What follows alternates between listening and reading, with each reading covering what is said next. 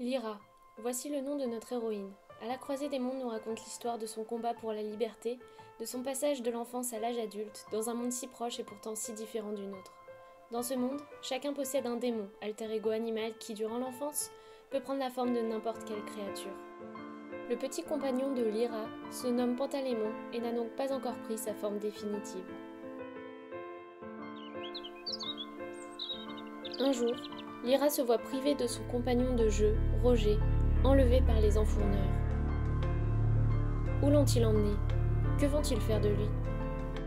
Ni une ni deux, notre jeune héroïne part à la poursuite de ces étrangers. Elle va ainsi croiser le chemin d'une sorcière, d'un explorateur, d'un ours en armure, de gitans et de bien d'autres. Elle et Pantalémon vont partir plus loin qu'ils n'auraient pu l'imaginer. Retrouveront-ils leur ami?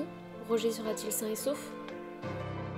Ce que Lyra ne sait pas encore, c'est que le complot qu'elle tente d'éclaircir, de démêler, est une conspiration extrêmement puissante, impliquant une église dictatrice, de nombreux chercheurs, et surtout la poussière, dont tous tentent de percer le mystère pour la posséder et la contrôler. Lyra n'est qu'un flocon de neige qui se lance dans un combat contre une tempête. Mais elle n'est pas sans ressources puisqu'elle sait utiliser la boussole d'or, qui saura toujours la guider dans sa quête et bien plus loin encore. Les Royaumes du Nord est un roman qui va au-delà d'une aventure humaine et grandiose dans le Grand Nord. Il ouvre le lecteur à une réflexion philosophique sur la vie, la notion de monde parallèle et sur notre existence elle-même.